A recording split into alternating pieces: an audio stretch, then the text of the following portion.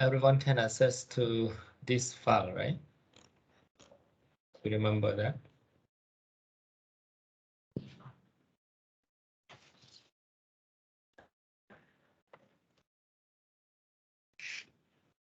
The file given by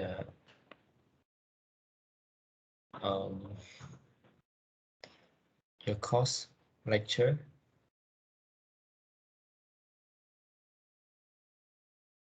That you register for your project team. Okay, so maybe some of you haven't completed your name yet, so just be mindful to that. I have already selected your members to be in the group, so check on it and form your team, find your teammate, and have a discussion about your project. Okay, wait.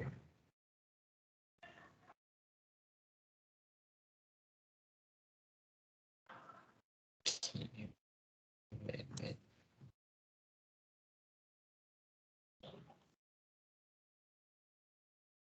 Please check your name and verify it with your teammate.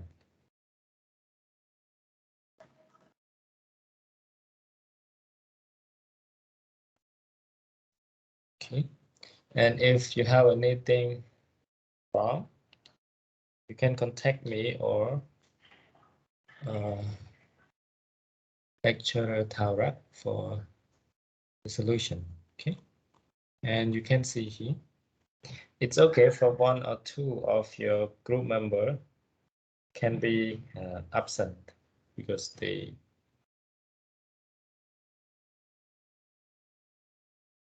it's okay for that. But if you have like 3 members absent, okay, you can inform us. Okay, so this is your group, and you can see here. I have some proposed projects, so you are not required to do all of this project. It could be your personal project or your favorite web application. It's up to you. It depends on your team discussion. You can pick up any topic you want, but I just give you some idea that you can use this kind of topic, and I try to list down some feature or some requirement. You have to do more breakdown to be more detailed than this. This is just it's just the first requirement for you. So you can make it more complicated or you can make it more functional. It's up to you. Okay, so there are some projects you can check and verify with your team. Again, you can choose any project you want, but you have to discuss with us, okay, before you decide to do on which project. So this is what you have to be careful. And for the presentation, that it depends on your course lecturer. I will join your presentation about your project. So first, find your team, find your topic, and define what you have to do with the topic for the project requirement. And maybe you will have presentation about that 2 or 3 times. I don't know. It depends on lecturer Tavra. He will manage on it, and I will attend your presentation as well. Okay. If you don't have any question, it's okay. But if you have any question, you can ask me about your final project. Sure, which means that among the 10 projects that you list down at that, we have to pick one, right? Yeah, you have to pick one for your team. So we can pick any one of them. Yeah, you can pick any project here. Could Okay, be any. understand. But if there are so many teams choose the same project, we will try to. I will check on it. It's okay, and it's okay if you if the team willing to have the project from the outside. Maybe you could have your own idea, like, okay, I want to do this project and I want to make it, and you can discuss with your team members and try to design your own requirement and create your own website or something. It's up to you. Okay. So don't worry about that. But before you decide to do on which project, just come to me or lecturer Taura for the confirmation.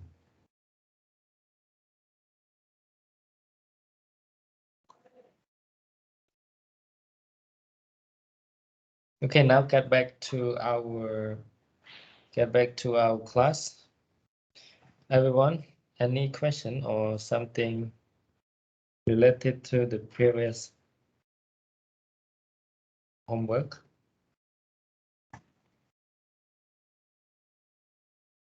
Okay, I have a question about create API. Not so sure about that. On which part? Creating it. Exercise 2, the This is the post data into API. posting data to API. Okay, okay, wait.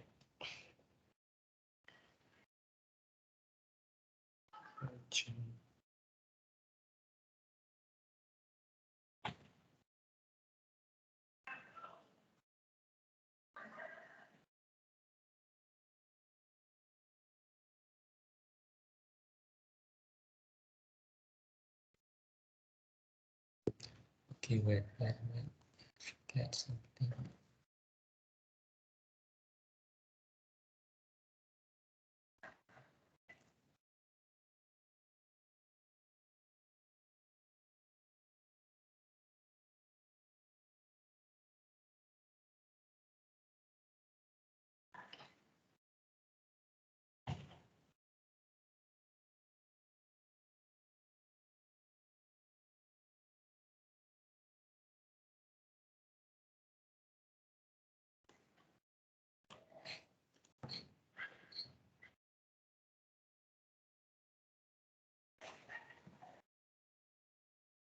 Okay, maybe I can show you a little bit.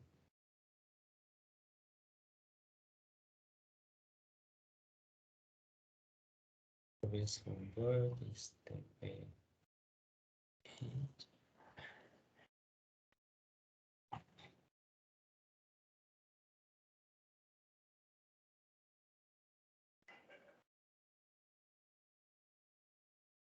Okay, everyone, you see my screen.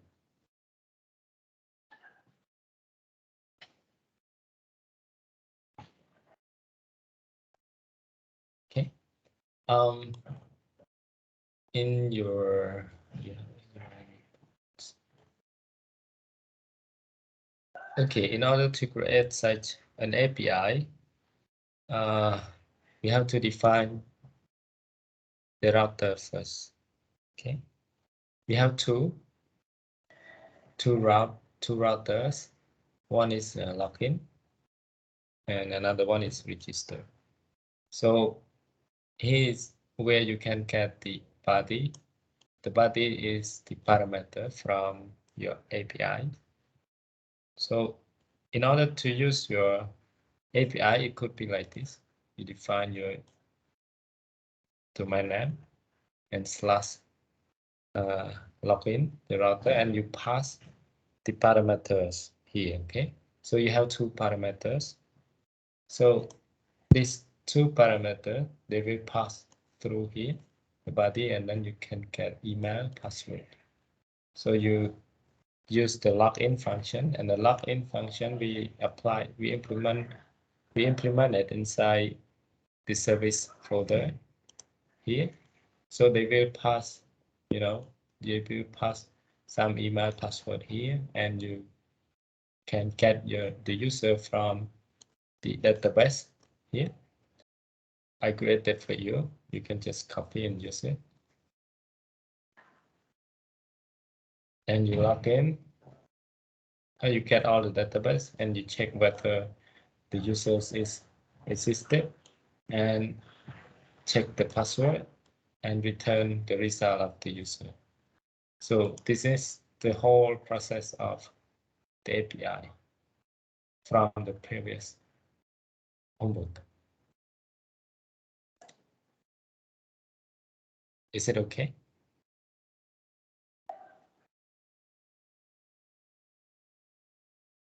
How about register, teacher? They follow the same process. You can do this. For the registration, it could be like this. You have this property, you have uh, username, first name, last name, email, or something like that. And you can get the what? You can get the parameter information here, like email, username, first name, first name, last name, or something, blah, blah, blah. I don't know. Okay, it could be something else. And then because I already created this function for you, the register function, and you can pass uh, this information to that function, or you can pass this request body directly to your register. Okay, it could be like this. Register. You can pass this parameter like this. Maybe you don't need this. Then your information will be transferred to this. Okay, you will get the parameter, and you use the parameter and save it to write it to your database. So when you write it, you will have some information inside this JSON file. Okay, they follow the same way. Is it okay?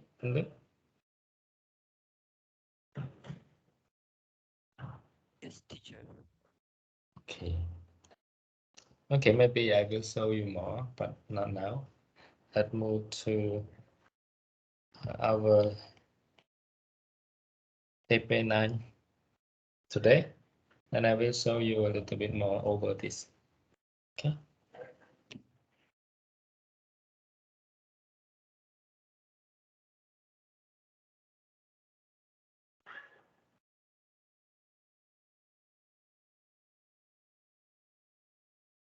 Okay, now we come to the new TP. That it still we continue from the previous project. So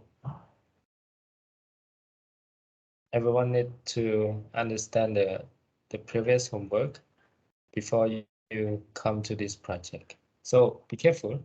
We will go step by step to the next project, and for the next project require you to understand the previous project. This one we will focus on basically on the backend, but for the Vue.js, I think we don't have in this TP or in this exercise.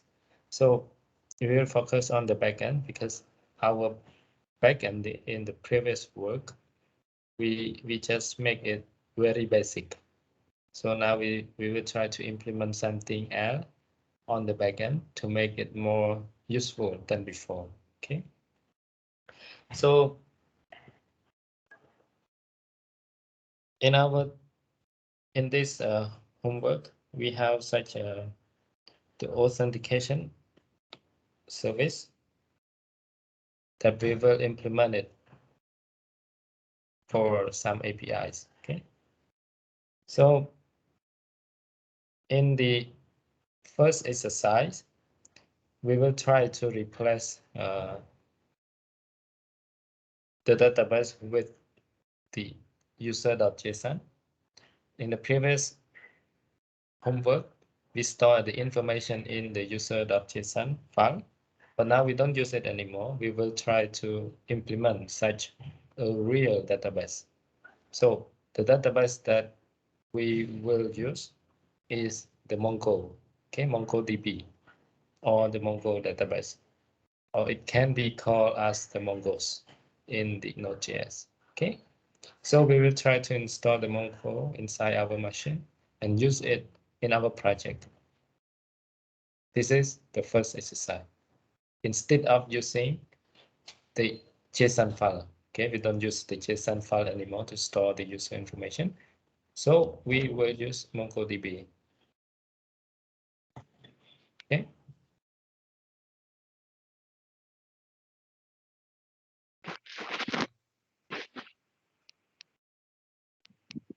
Question? Okay, we can continue to the second one. We will try to implement the authentication with the password encryption and request validation.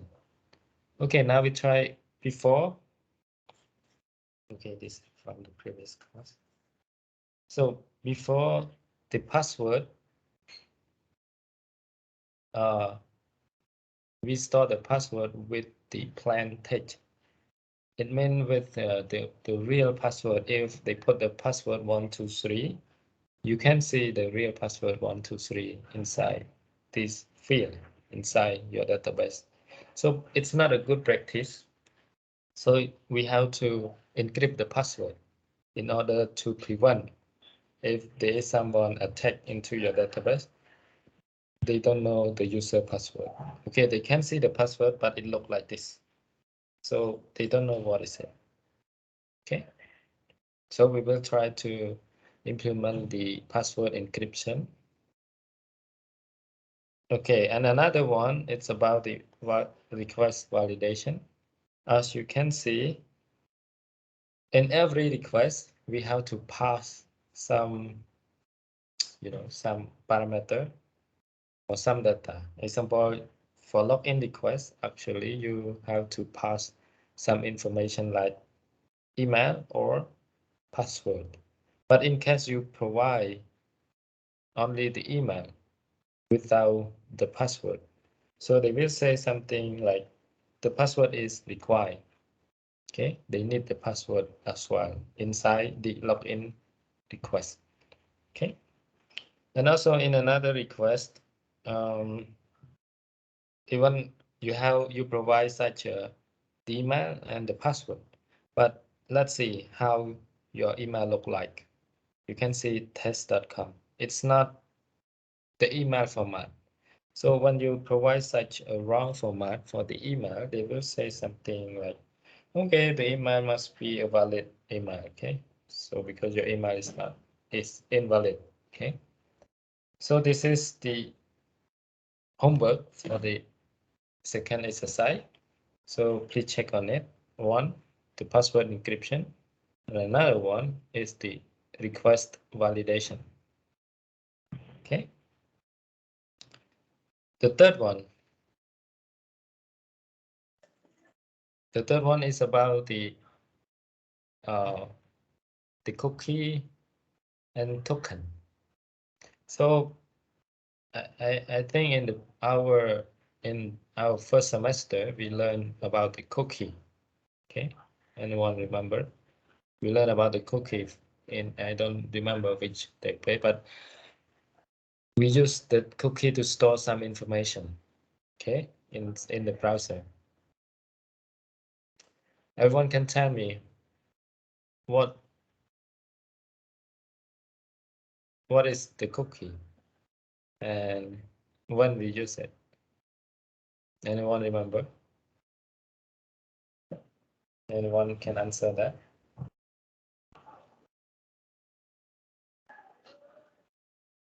What is the cookie?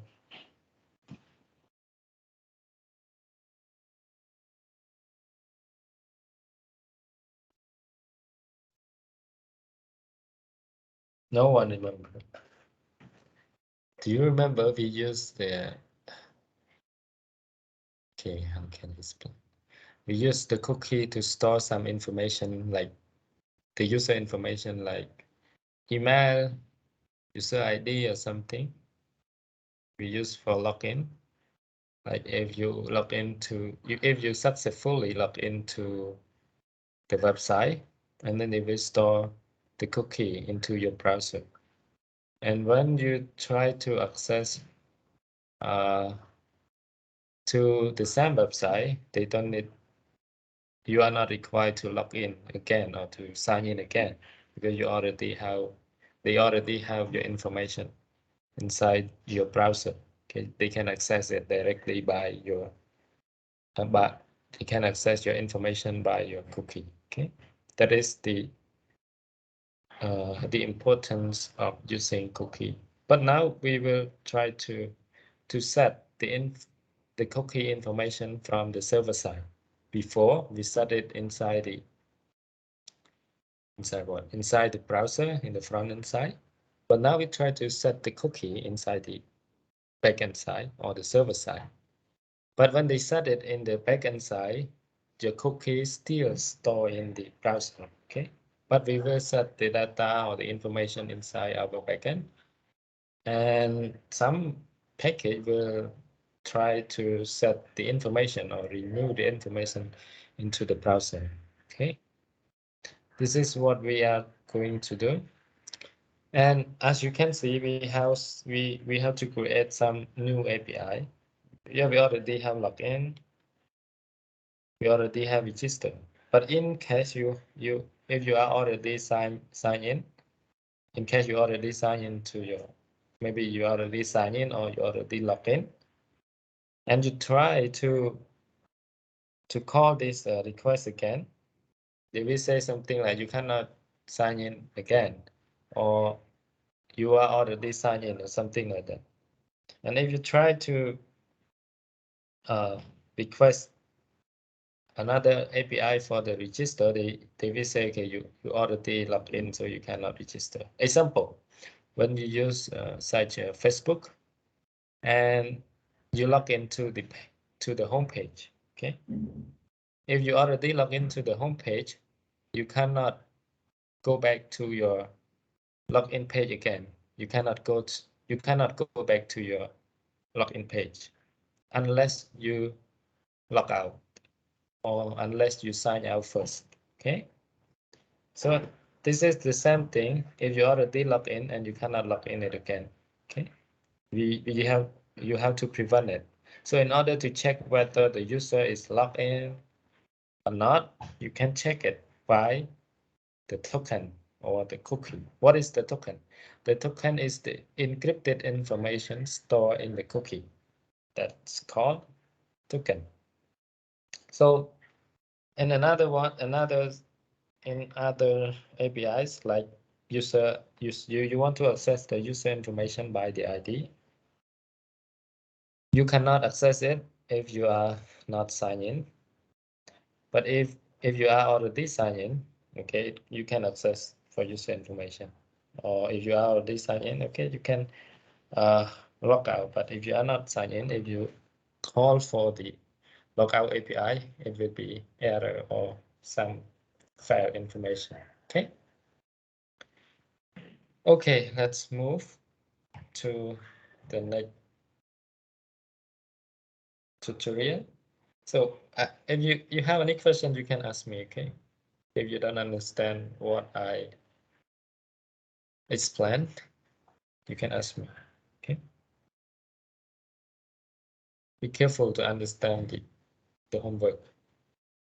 Now we go to the tutorial about the MongoDB. What is the MongoDB? Uh, Originally, everyone learned about the SQL, which is yeah, you learn about the SQL and such as MySQL, Postgres, maybe MariaDB or some other databases. You learned it before, okay? But all of them are the actual. Okay, but now we try to understand the no actual. We have two kind of database. One is the actual, and another one is the no actual. But it's still the database. So then in this case, we will learn about the no actual called MongoDB. Okay, and we will implement it into our project. So actual and no actual, they have two different structure for storing the data. So you will know about that. Okay, let's see why MongoDB. There is no good point to say that MongoDB is or the no actual is better than actual or the actual is better than no actual. We cannot say that, but it depends on the usage.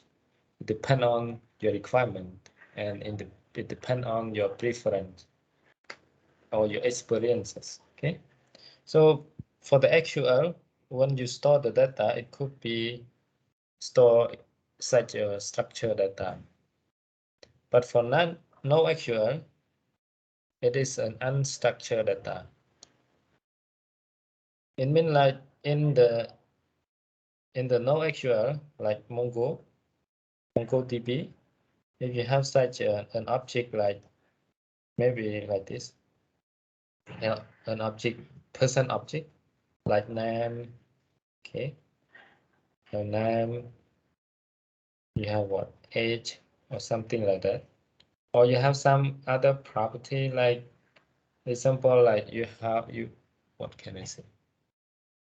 Okay, example like children, maybe they have children, and it could be the array inside here. Okay, so in the actual, because it is the structure data, you cannot define something else. Maybe only the field and the data type. Okay, the field name and the data type, something like that.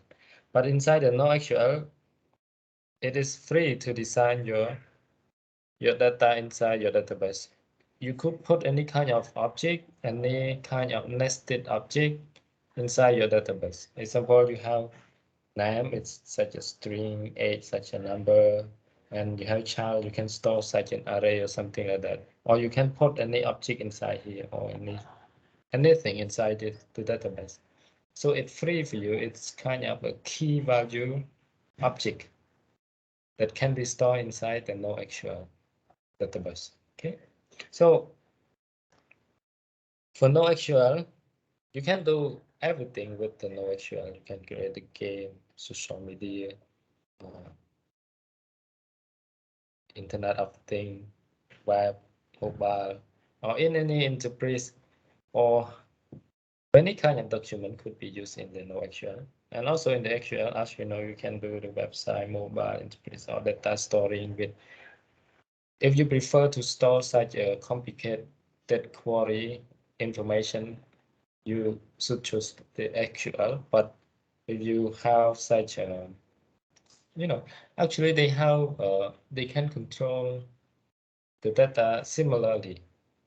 But if you want to be strictful with your data, just go with actual. But if you don't mind a lot about your data structure, it's okay to go with no actual. Okay. I Personally, I like no actual actually because you can apply some dynamic information inside your table or the model. Okay. But inside the actual, you cannot put any dynamic information inside of it. Okay. You have to follow the data structure. Okay. So this is the differences between these two type of database. So you can see we have some comparison table. So we can see, as I explained before, actual a relational database is stored as a table. It can be scaling with the expensive hardware if you want, and it is great. It's good for highly structured data. Yeah, but for no actual, it is a non-relational database. Okay, it is a distributed database. The data that can be stored inside the database could be the key peer value. Any document base, it could be any kind of object, graph databases, or the Y column stores. You can maybe you have 5 different fields inside your table, but you can put more than that, more than 5 fields inside your table. Okay, it's not limited you to do such a very strict full thing. You can do it like freely. Okay, so for the scalability, it's okay for the NoSQL. It's good for that. But let's see here, the data consistency and integrity is not the top priority. So if you want your data to be consistent, okay, you should use the actual instead of NoSQL. But however, we will apply the NoSQL inside our project, and one will understand the differences between the NoSQL and the actual. Okay, with your uh, okay with your database class you have already learned. Okay, how can we use the MongoDB? Okay, in order to use the MongoDB, maybe you can use the MongoDB directly with uh, the given server. You can access to the official server or the official website provided by the MongoDB. You can just use the directly from the server, but in our case, we will install a server inside our local machine. We will install the MongoDB inside our local machine. So basically, you have to download the MongoDB inside this URL. Okay, everyone have to download and install it. After you install it, okay, let's move to the next step. After you install it inside your project, you can use npm install, like npm install Mongo's package inside your project, and then you import it, and then you connect it to the server, and the server is your local machine. Make sure you can install the Mongo's correctly, okay, inside your local machine. You can watch the YouTube tutorial, or you can do your own research, okay, on the internet, how to install your MongoDB on your window or your Mac or something like that. Okay. Okay, when you try to connect your project with your local Mongo database, you can use it by this. They will provide you such a URL to access the Mongo's engine or the Mongo server inside your machine. And the text here is the database name. It could be any name. You can say anything. So they will create the database with this given name. Okay. So we have the option when you connect the database, you can apply various of mm, of the options. Okay, it could be, but actually, in every option they already have the default value, but you can customize it depending on the needs. Okay, in case like okay, you want to apply auto indexing. Maybe you remember inside your database, you learn about maybe inside your database class, you learn about the index. It improve your searching, like your searching performance to make it faster or something like that. So you can use it auto or automatically assign as the index, or you want to do it manually. It's okay. It's up to you. Okay. So they have some option like this when you connect to database. Okay, let's move on. Okay. Let's move to how we define the database schema. Basically, we can define the schema by by just import the Mongo here, and we extract for the schema class, and we can just create the new schema by like new schema and some property, some field inside. You can store the data such an array like this, and you can store it as an object like this, the boolean and the object like this. So you see it very free to define the schema inside the no actual database. Okay, and when you define the schema here, you have this object, and this object could be used inside here. They have different name actually, but you have to import your schema here and with your modal name. This is name animal. Okay, I just took the document from the internet. So this one is name animal. So they will create the database, the table for you called animal. Okay, here is the data type that can be used inside the MongoDB. It could be string number, type buffer, boolean, match object ID is the ID for the Mongo auto-generated by the MongoDB if you didn't provide. Okay, and this one is the array. They can store the array, and it can store the decimal 128 if you have such a very long number or something like that. So they have so many. They have this kind of schema type or that data type that can be used inside here. Okay, so no question. Let's move. Let's move to something else. Sorry for that. Okay, how we apply the queries for the MongoDB. Okay,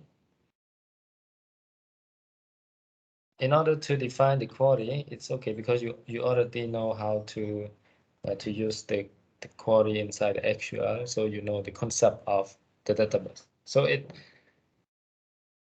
conceptually it the same thing, but because this is the object-oriented programming, so they have the class and the object. So the the database model can be designed with the object or class. Okay, so as you can see, when you if you already create such a model, so they give you a class called person like this, and you want to find like the person last name with ghost. Okay, name dot last equal ghost. So this is the selection field that you want to select name and occupation. So they will return you the object inside the database. Okay, inside your database, they return the object for you. Okay, why you have to say like name dot something? Because inside your database, you store it like this, like name. Okay, name. You store it as an object, and first something like this, and last something like this. So something. So I don't know. So when you store such an object like this, when you try to put the condition, it could be like this. Okay. So to say something and what the NoSQL can do. Okay. You say they use the find for the condition to find the data inside the database. The, this one is greater than or smaller than, or they can find inside the array, something like this. And also they can apply the limit. They can sort the information. They can select the specific field or the specific information they want to get. And they will provide such a callback function to say like, okay, I already find the data and you can use the data, okay, inside the callback function. So it could be something many like where limits, like something, many things, okay. And the keyword of sort, limit, select, you already know, okay, because you already learned in your database class, okay. But it just maybe you are not so familiar with the syntax now because a little bit different from the original query of the actual. Okay. Not only finding, but you can see here, they already define you a lot of function, the built-in function for you to easily work with the MongoDB. Okay. If you want to delete the data, okay, you can just call the delete many. If you just want to delete one, you just call it delete one. But inside here, you have to provide such some parameter or some information. Like here, if you want to find the data by the user by the ID. Maybe you want to find a user by the ID. You just give the ID, and they will return you the complete information. Okay. So you don't need to write like, okay, select star from database, blah, blah, blah, and where ID equals something. You don't need to do that, okay? You just put the ID inside here. They will find you the user information, okay? So it's very easy. And here also, you just put the ID and they will delete you the database, the information inside the database, okay? So there's something else, so many different functions that can be used, okay? So it's up to you, and you if you want something more about the Mongols, you can go to the original website or the official. I don't know this one is the official, but you can go and check. There are a lot of resources about the Mongols for using as the Node.js package. Okay, so you can find a lot of examples on the internet about the MongoDB. Okay. And if you still cannot find the solution, you can come to me and ask me directly. I am handful to help you. Any question, everyone? Are you okay with this?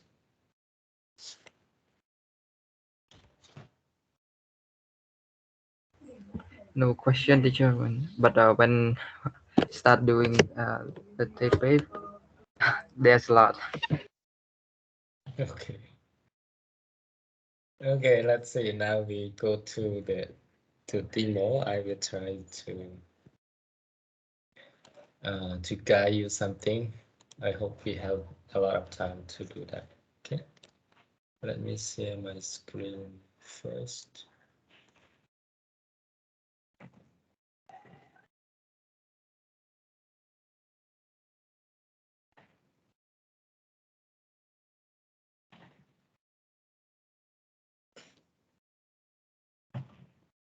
Okay, everyone, you see the screen, my sharing screen.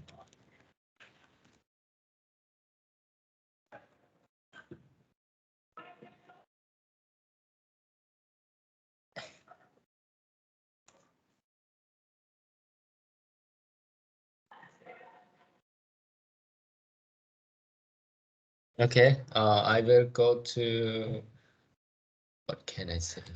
Okay, I will copy the object, sorry, the project from your previous work, the second one. So maybe you have the problem with that project, so I will try to explain a little bit, and maybe I can show you some code. Okay. So as you can see here, we have such two API for login and register. You can see we have function for register and another function for login. Okay.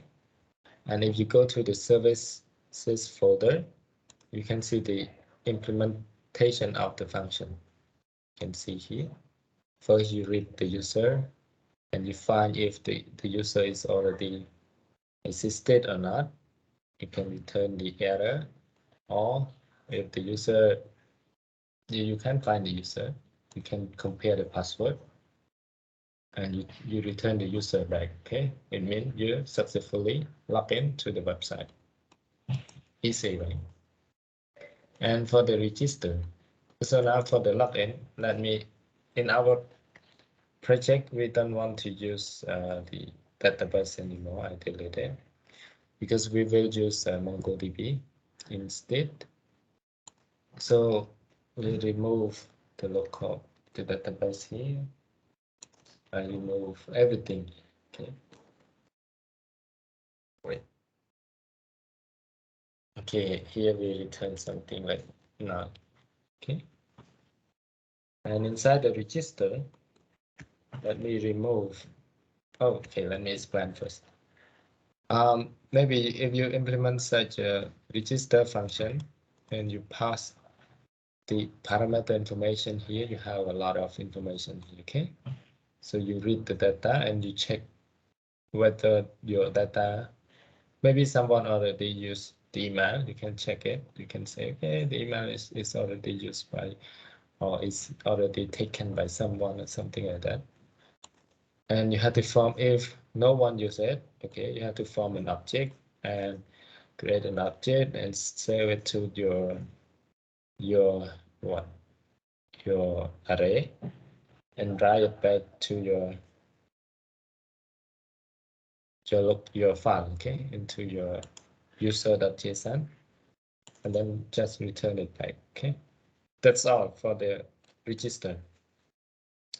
I think some of you have some problem with this, so you can copy or you can use this logic and try to understand it how it works. Okay, so now I remove everything, so we don't need it anymore. So maybe I return, want to delete this, just delete this.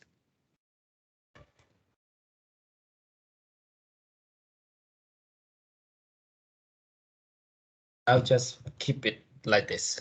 Okay, so basically, as I told you, install your MongoDB inside your machine. Go to here, MongoDB, and download the MongoDB into your machine.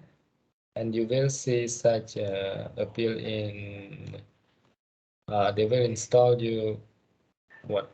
Mongo. Okay. Maybe you can install this MongoDB Compass as well. And they will give you like this. They will have the local information about your MongoDB, something like that. Or if you have any problem, you can watch the tutorial and how to install the MongoDB inside your machine. If you click on the connect and you get the database, it means you successfully install your MongoDB on your machine. Okay, but I don't recommend you to use the database inside this tool. Okay, it's not very practical to use it when we implement the MongoDB inside the Node.js. Okay? I don't recommend you to use this tool. I personally, I use this. Okay, I use a tool name No Booster. You can go to the website and download it. No, okay, No Booster. Okay. Let's go here and download it for the free version, maybe. Why I recommend you to use it? Because the syntax of using uh, the query yeah, the query syntax inside this is the same as what you use inside the Node.js. So you can just copy it and use it directly inside your Node.js. So it is very practical. So here you can see the database, the record, the row of the database, and you can see the detail here. You have some option to work with it. Okay. Here I have two different databases, and here another database or something like that. Okay. Now you can find something like you can put any condition like okay, first name equals something like first name.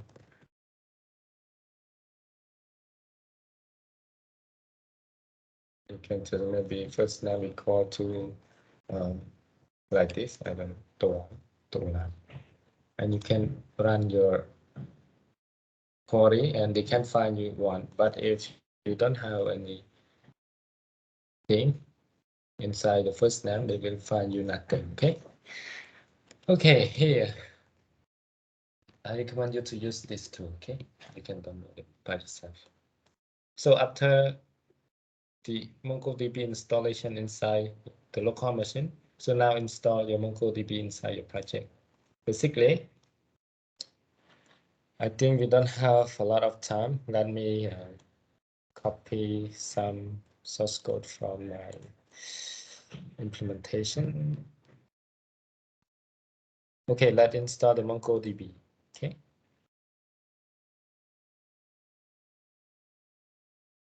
Okay, in order to install the MongoDB,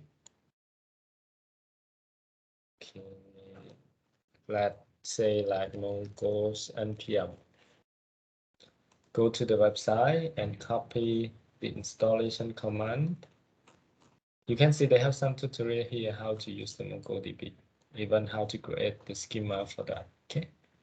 Now we just try to install it first.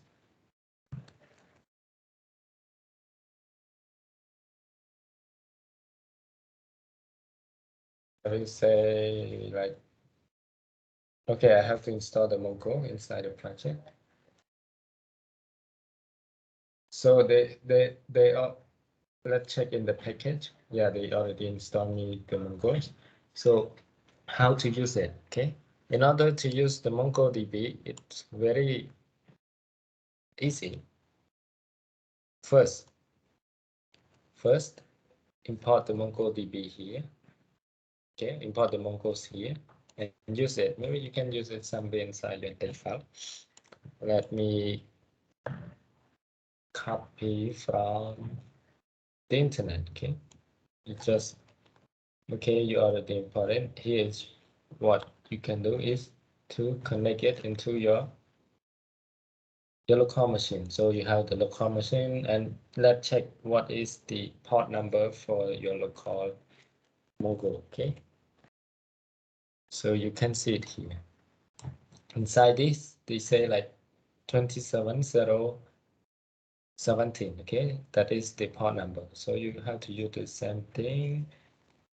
27017.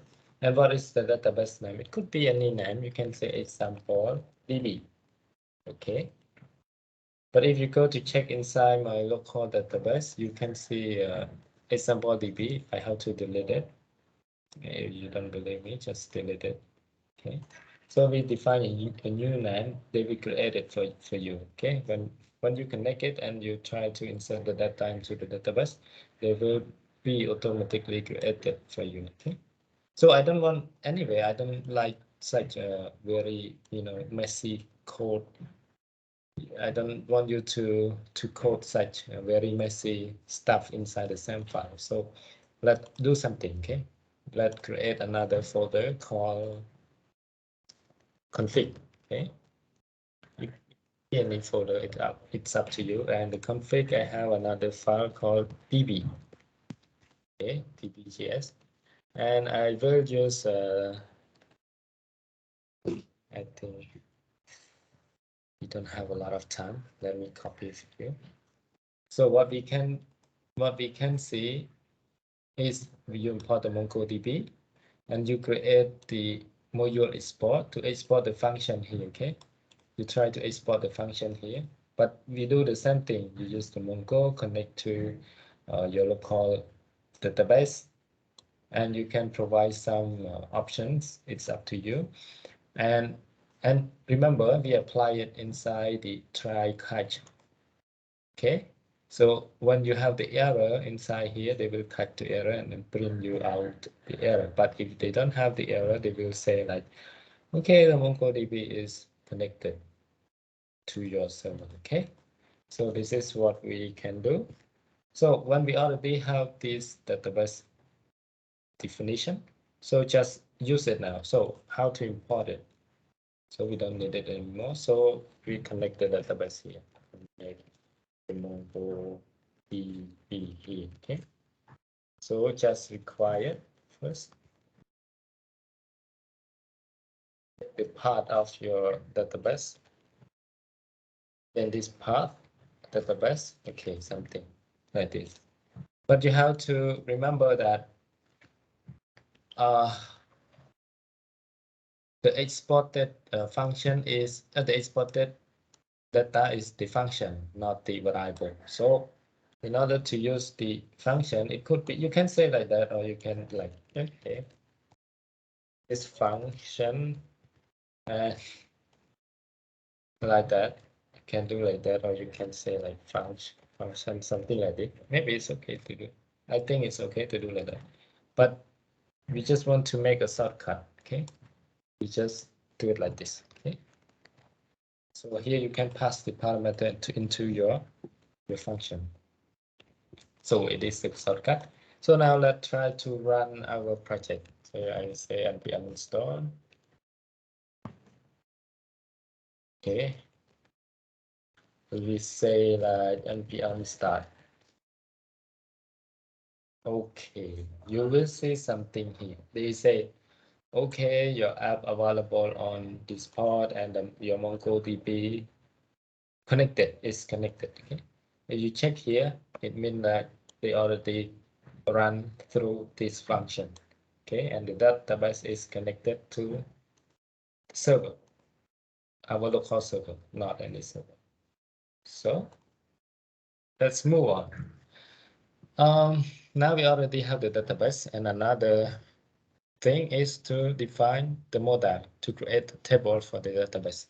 So let me create another folder called models. Model. Okay. We try to create a schema for the what is the table for that user. Okay. Save it as. Okay, I don't want to take a lot of time to write the code for you. I will copy. Let me find my source code first. Okay, I will copy it.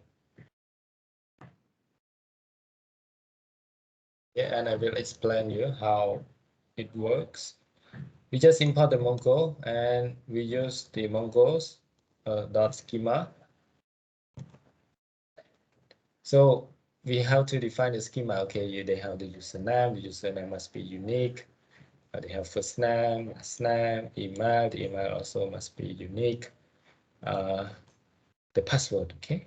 And we put here in the timestamp here, true. It means they will create us automatically. They will create the timestamp automatically for the created ad or update ad.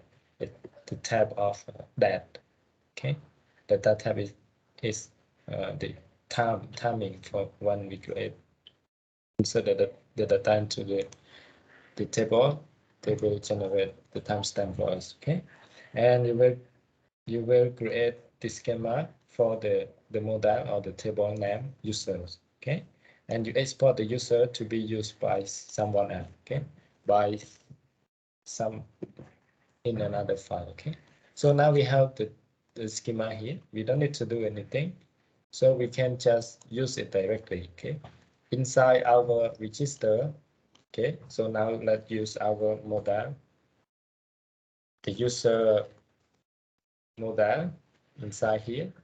So now I try to import require the user from the model user here, and I try to use it. I want to save some user information inside the database. So in order to use it, it's okay. You can just, okay, you already have the user information. What you can do is user dot create, okay? And you can pass the new user inside here directly, okay?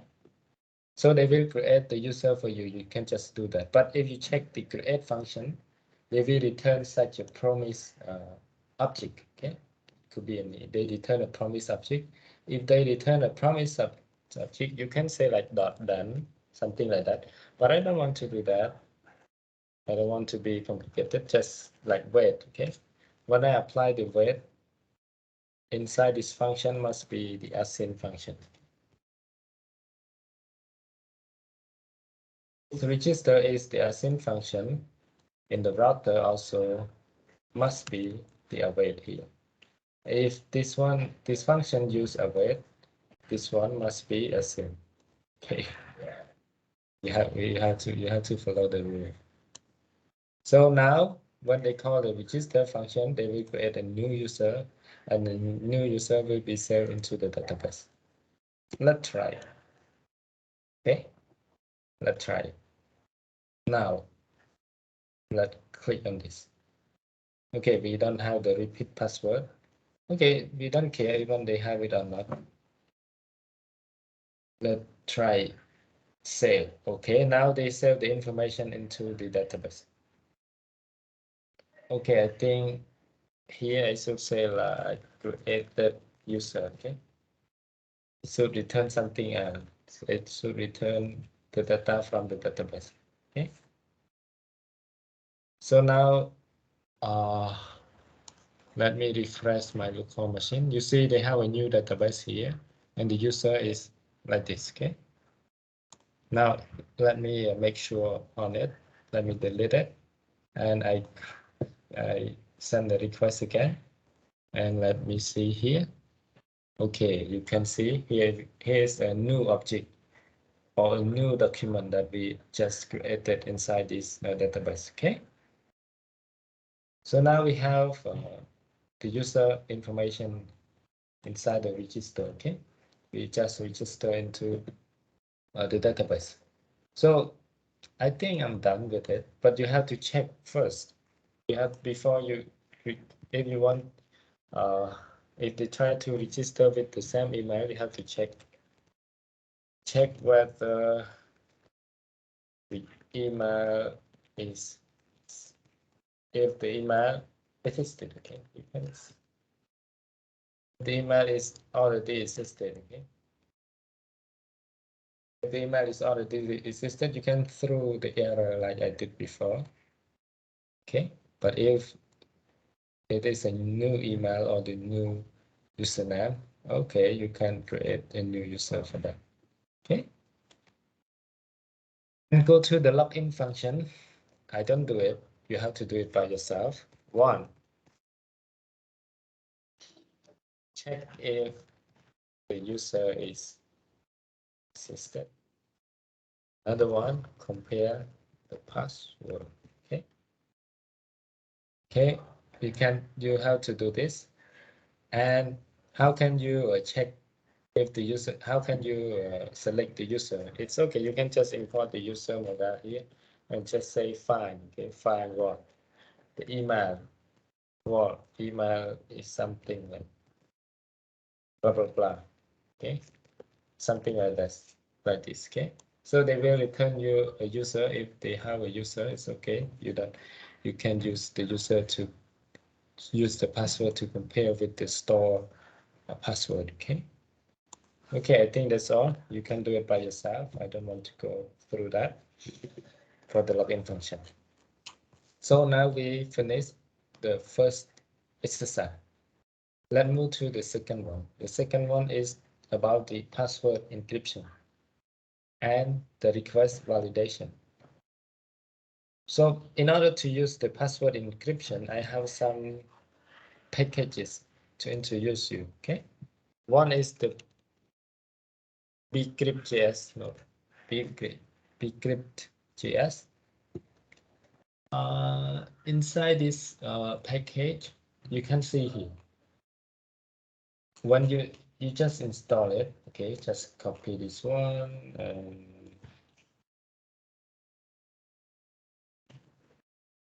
okay.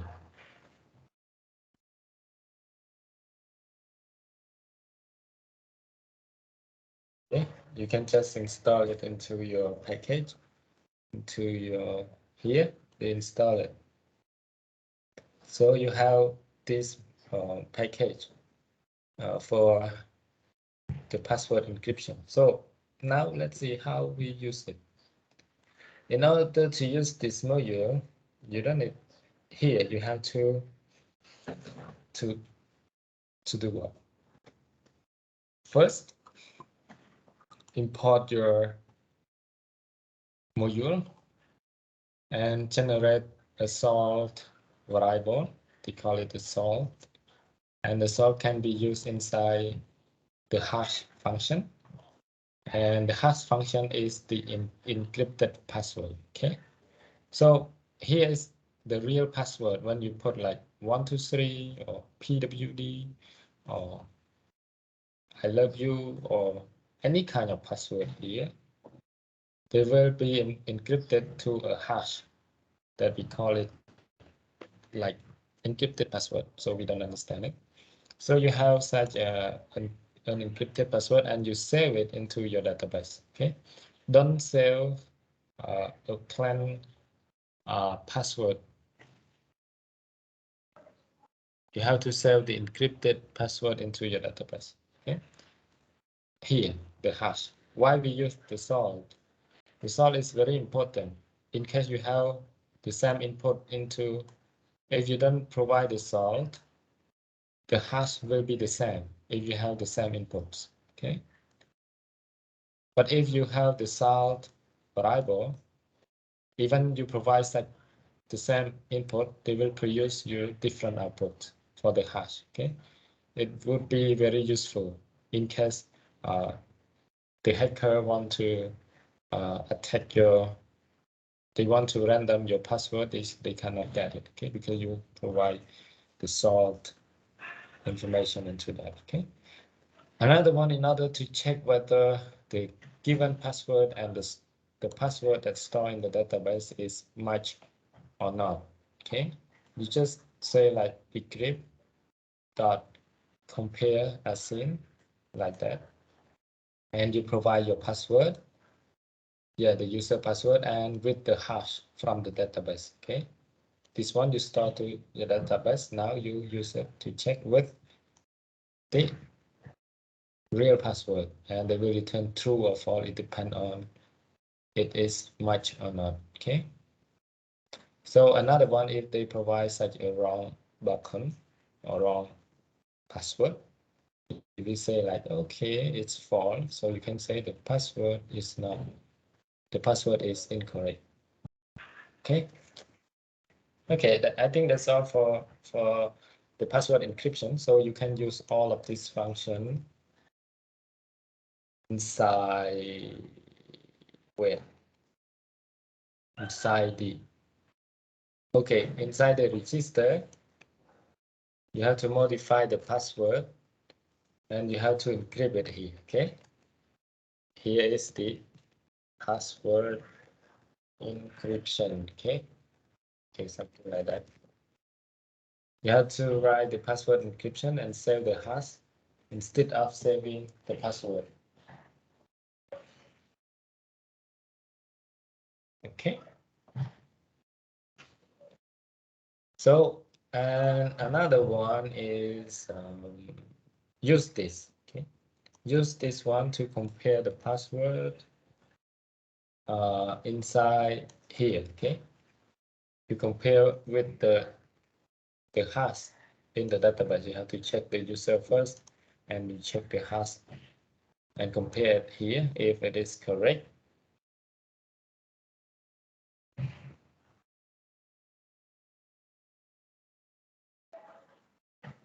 Okay. Wait.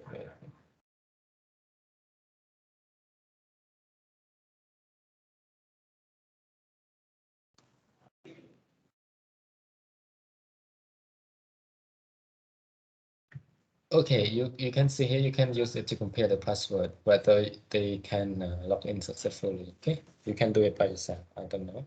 Can you how to do it by yourself? I guide you everything here. Okay, I want to remind you something. If you want to know about the, the model inside the Mongols, you can define such a method or the static method or some pre-definition for the database before you say what you want to do, and when you say or when you have the modify on the password, you have to encrypt it inside the modal function or the modal method. It's it is for your research. You can do it by yourself. Okay. Sometimes we don't need to apply this inside this code. We can do it directly inside the modal. Okay. It's up to you. Okay, let's move to the next. Okay, I remove this. Let's move to the next point. Okay. The next point is about the request validation. Okay. For the request validation, I don't know. I already demo it for you.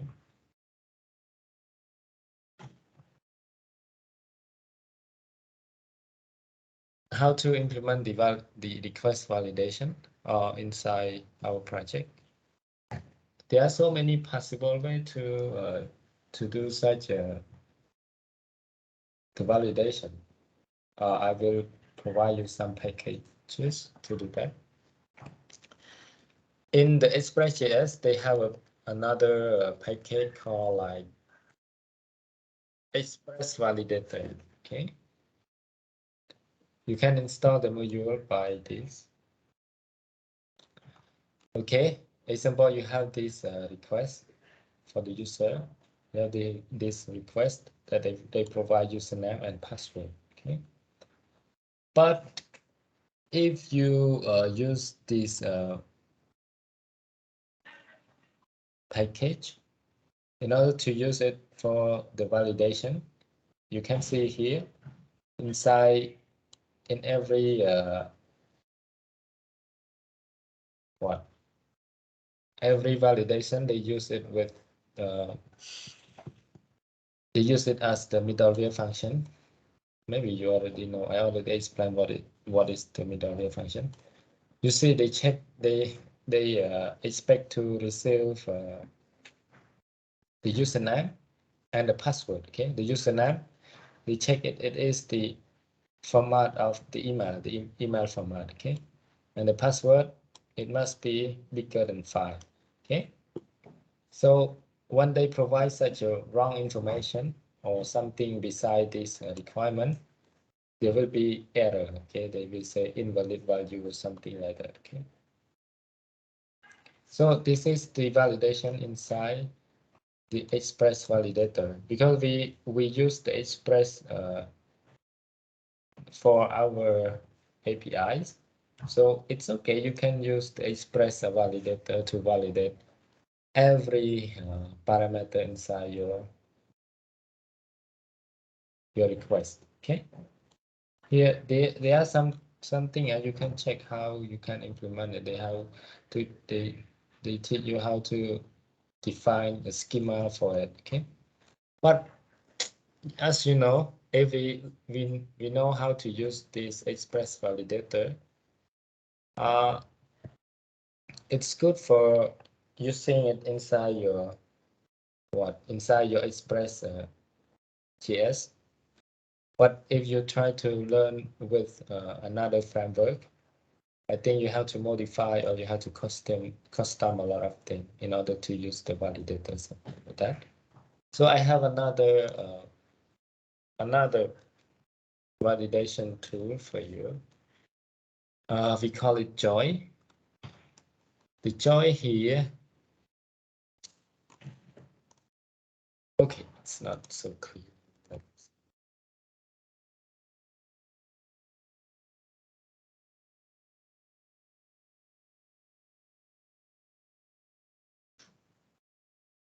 Okay, let's see inside here the joys. When you install the Joy, here you can install npm install Joy. You can just create a schema for your request. Like they must have the username, you must have a password, repeat password, or something else, and you apply the regulation behind. Okay, the definition behind. And also you can check whether the password and the repeat password is matched. And then you use the schema like validate, and you put the parameter from your request, and they will return you the error or the success.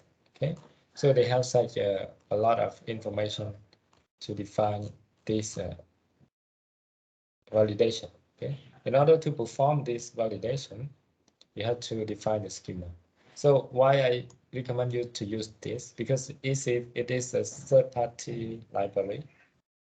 If you try to learn with another such framework, Node.js framework, you can use the joy to use in another framework as well. Okay, but in our project, I use this library or this package for the request validation. Okay, so now let's install the joys. You can do something else, but if you have any question, just ask me. I will try to help as much as I can. Okay, which I just install the joy into your project. So now we have it. Let's check. Okay, we have it now. So what we can do is I create another folder called schema. Okay, the schema, and I create the schema for what? Okay, I want to create a schema for registration API. I can say like registration, register, okay, register.js. And let me copy what I have.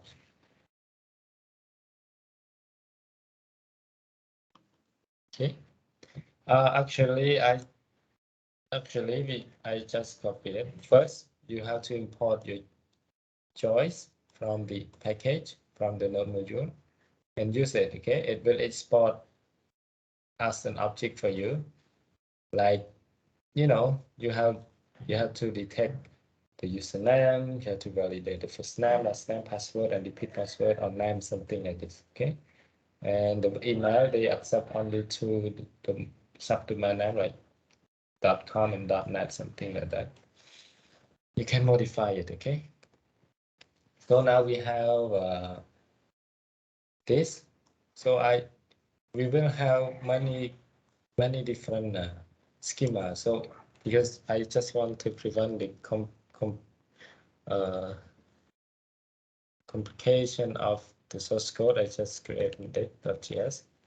And inside the index of .js, I will import this file. Okay, I will import it like into I will say like register what? Register schema. Okay, equal require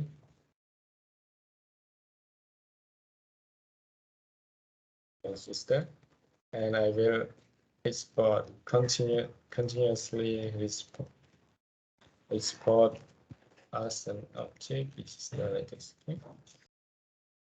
Maybe in the future we will have the login schema or something else schema. Okay, I don't know. Okay, wait.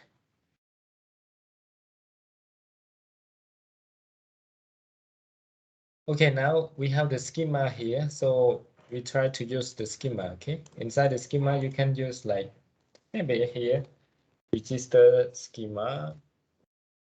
Sorry for that. Can use register schema, and you just use like what can I say? Register schema. Okay. Now they import the register schema. You just say like, okay, validate a scene or validate something, and you just pass your parameter inside of it. So they will return you such an result here. Inside this, you can check inside the um inside the official website. They will say they will return like the error or the value. Okay, you have to check the error first. But if you use like the async function, maybe you can use the try cut to cut the error. Okay, so you can check it here, and if there's some error, you don't need to go to the uh the register function. Okay, you don't need to go through that.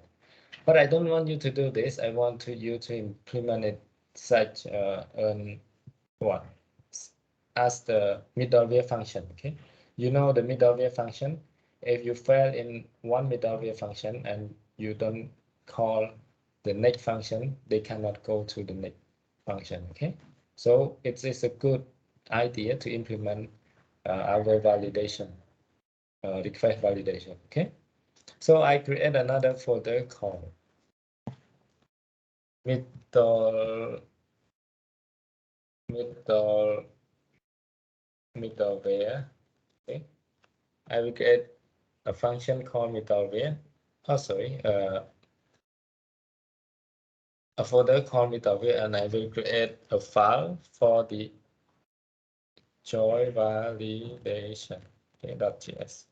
Okay, and this one, in this file, I will implement a function to validate the schema, and to validate the request based on the schema. Okay, so let me try to create this. I will copy my source code.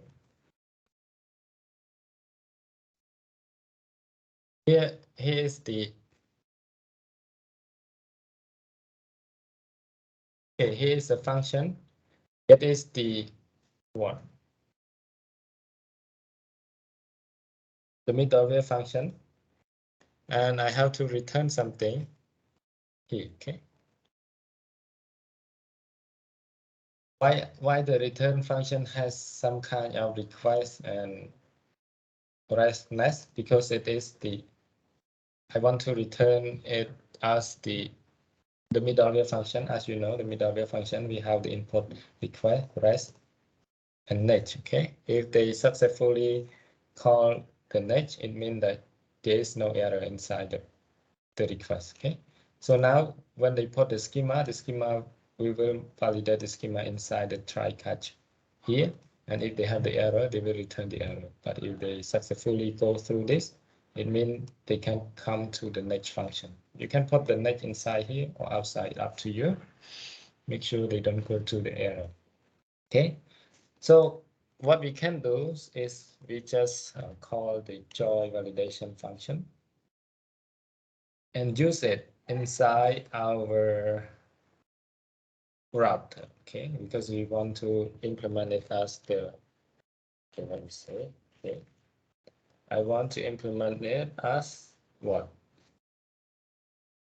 As a middleware function, okay? It's a middleware function. Inside this joy validation, we have to pass the schema. What is? It is the register schema we have just created, okay? Now we have the register schema, and the register schema will pass through the joy validation. Okay, we delete this, we don't need it anymore. And the joy validation return a middleware function, so they will check the schema inside the middleware function. Okay, and if they successfully uh,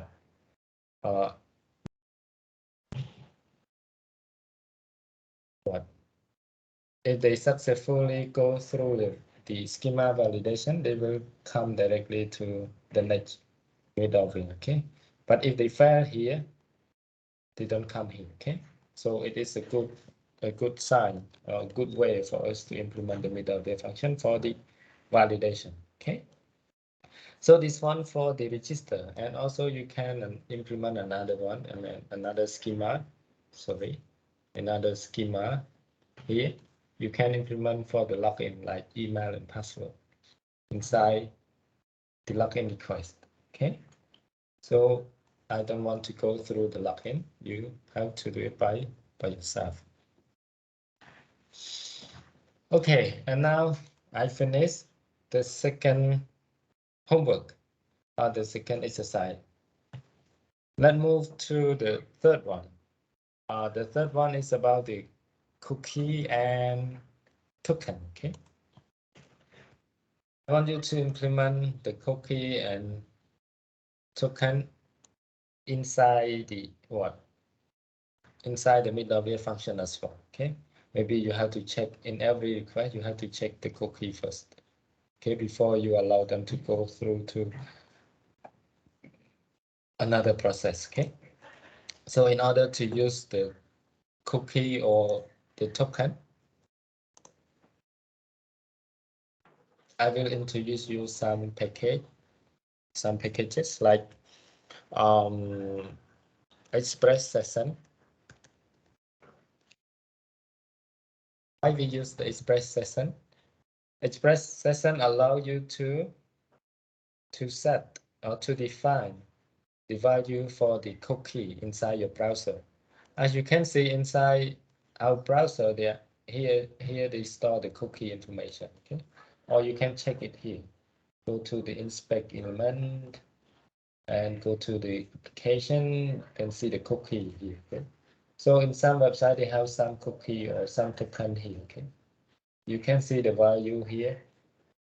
Sometimes you know, but sometimes you don't know what the value is. Okay, you don't know that it's the cookie. So if you want to set the cookie value inside the Express.js, something we can do is to install npm express session. Okay, so we have to install it into our project. Okay, when you install it, you just import it into your project. You just copy and paste. Okay, and let's see what we can do. They say, okay, just integrate your express with the session. Okay, just copy all of this. If you want to know what is the function, what is the parameters, I recommend you to read all of this. Okay, what is the resale, what is the link, something like that. They have so many information about that. I cannot go through it. So, okay, so many things. Okay, I think it's not good to use the session inside the router. I supposed to use it here. Okay, maybe we can use it here. And I will move it here and use it in the index file. Okay. Maybe you want to use the session inside your config file. It's okay. You just do the same thing. Just create session.js and import it to use like config db. Okay, it's the same thing. If you don't want to make something messy inside this file. Okay, session here, and they apply the session with something else, the secret key, something how long your cookie can be stored inside the browser. You can define like, you know, the expire. I don't know what is the property for the expire. Okay, maximum age is you have to put like millisecond to make sure how long or the life of your cookie. Okay, the life, what is the lifetime. Okay, the lifetime of your cookie. So you can set it here, and if you want to define the cookie, define the value inside the cookie, it is very easy. You just go to the route. Maybe if you already log in, maybe if you successfully or fully log in. Okay, so you can just request session something. Maybe you want to store like user name or use like email. Okay, and you say like, okay, email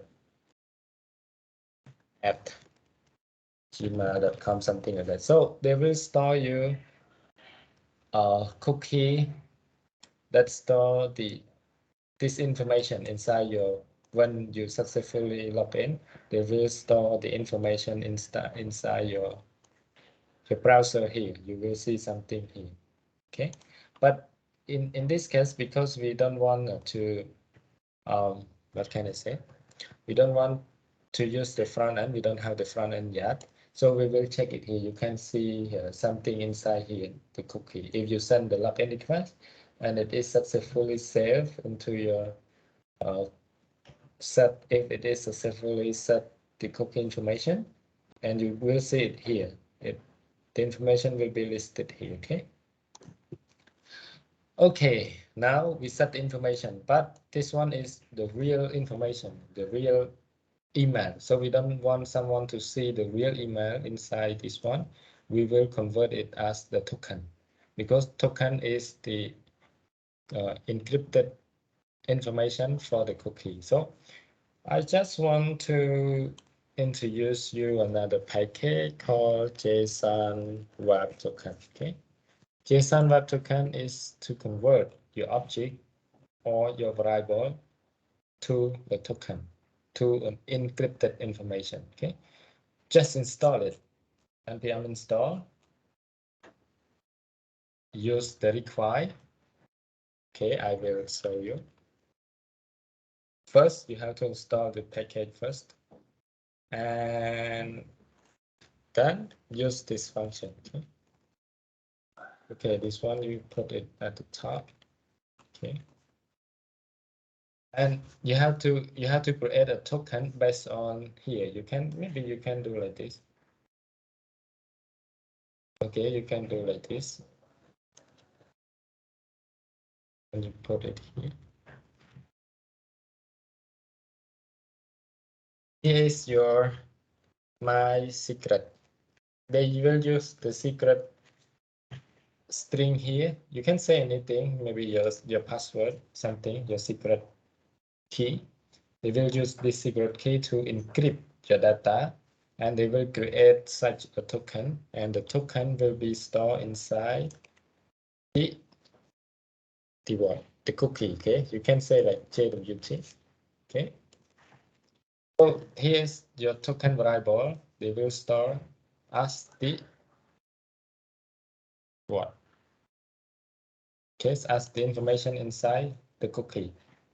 But something that is more powerful inside the JSON, inside the JSON web token, you can convert the whole object. Maybe you can say like email this, and maybe you can say username, user IDs, okay, blah blah blah, something like that. Okay, so you can convert it into the encrypted token. Okay, and then you can convert the token back into this information. Okay?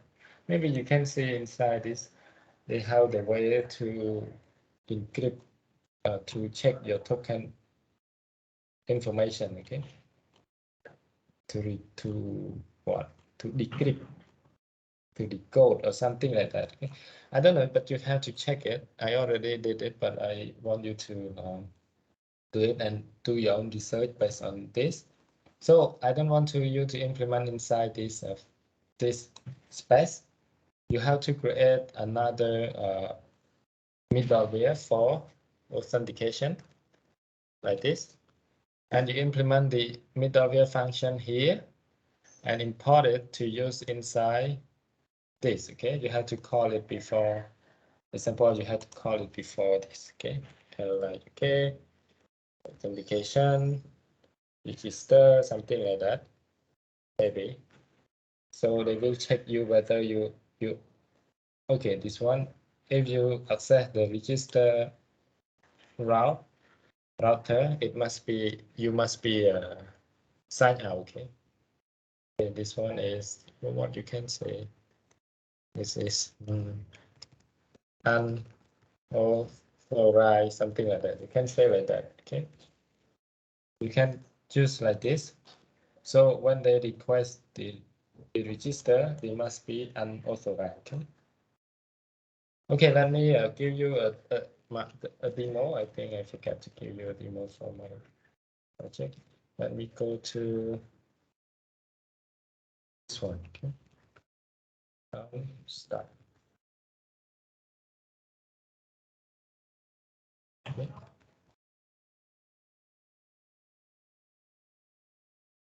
Okay, the last project is that. Okay, and you try to log in. They don't have the user. Let me create the user. You already sign in. Okay.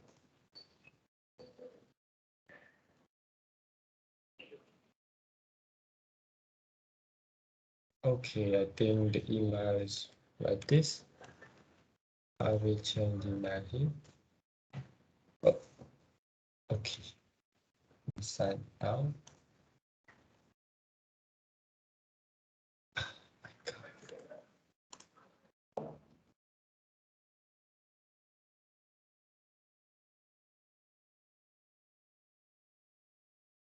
inside it.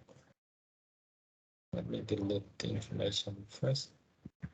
Okay.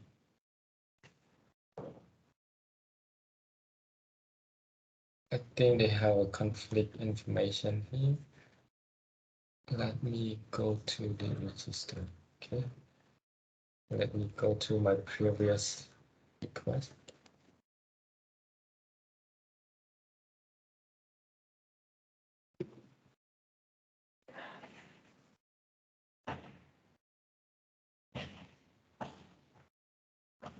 Okay, now I register a user like this. And when I try to register again, I cannot register it again because they already have the token.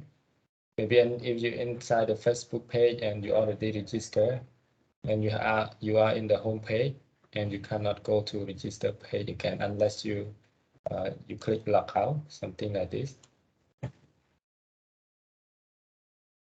Okay, I don't know why they have this problem. You must sign in. And this one, okay, correct. You are already signed in. Okay, I think it worked correctly. So now, if you log in, okay, you are already logged in. When you log in, they will send you a cookie or a token called access token, and here is the encrypted cookie here. When they have the encrypted cookie, when you try to call log in again, they will say you like cannot log in again because you are already signed in or you are already logged in. Okay. And if you are already logged in and you want to get the user information, okay, I think I have the wrong user ID. I will try to copy the value for the user. I will pass it user ID. You send it. Okay, because you are already logged in, you can access the user information anytime. But if you already log out, okay, and you try to access the user information, you cannot access it because you must log in it. Okay, you must log in first, or you must sign in first. Okay, so in order to access the user information, you must log in and you can access the information. Also, if you are in the login state, you cannot log in again. Okay, if you are already logged in, you cannot register again because they say you are already logged in. Okay, in order to do some process, you have to follow the logic here. Okay, it's very logic. And if you are already signed out and you want to sign out again, they will say you must sign in first in order to sign out. Okay, so this is the logic for the last homework. Any question?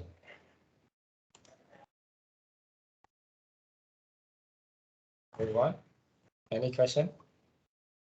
I try to go through all the process for you. I hope you can do it.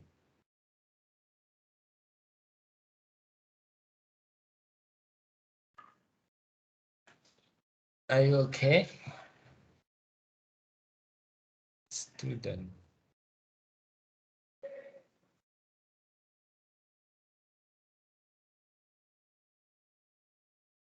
Everyone okay?